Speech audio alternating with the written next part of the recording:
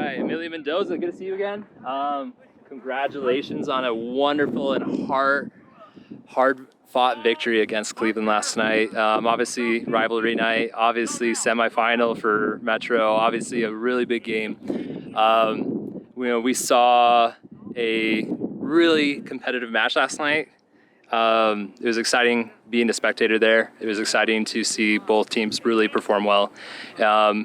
To see it go back and forth, there was chances for both teams. You played the second half. Take us through some of those moments where, what did you see during the game? What did you feel the intensity like? What did you see that your defense did for you? So obviously it was the tension was there just from the game. Even before the game started, like we knew what the game was worth, and I just felt like we needed to put away our shots. My defense held up really well. I think like they would get close, but they wouldn't actually get to me. So except for that goal, of course. But talking about that goal, so you guys were down for a little bit until you guys came up really big at the very end.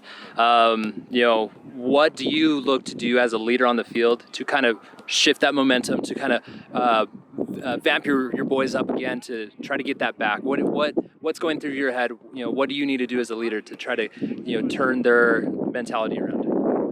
Yeah, so I mean, there's only so much I can do especially from back where I am.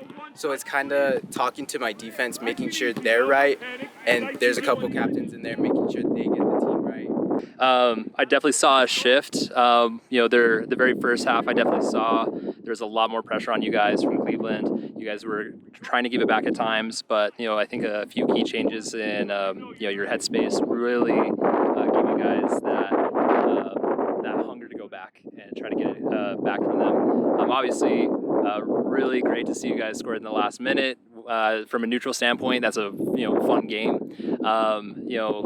Overtime, you have tired legs, you have exhausted minds. Does that change your game plan at all when you guys go into overtime? Is it just hold on until penalties and hopefully we can win it then, or are you guys trying to gamble a little bit and try to score a late winner? What's your game plan there? So for us, it was kind of a mix of both. It was kind of the same game plan as the regular game. Same game plan on defense and offense. Obviously, the tension's there because it's golden goal.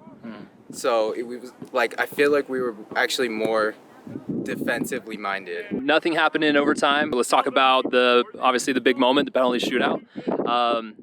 There were a lot of good saves made by you and also Joaquin. Do you know him personally? No, I've seen him before, but like we started talking during the penalty shootout. You guys were cheering each other on. Wonderful sportsmanship. What were some of the conversations between you and Joaquin like last night?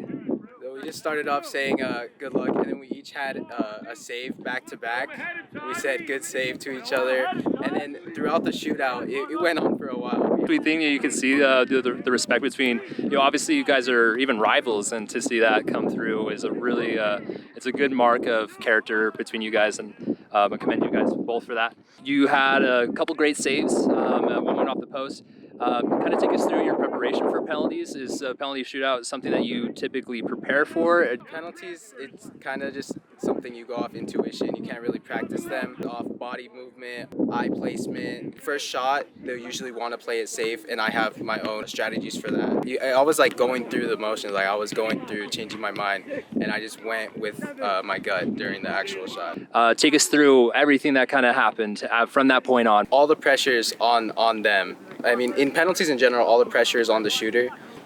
I had guessed one way at first. I guessed it wrong because he went down the middle, but I got my hand there, and just the feeling afterwards was unreal. You guys were walking back to your car. What did your parents say?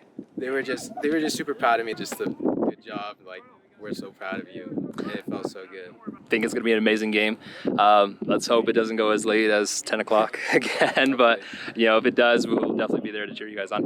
Emilio, thank you so much. We appreciate it. This has been New Mexico Corner Flag. Thank you so much, Emilio. Good luck tomorrow. Thank you.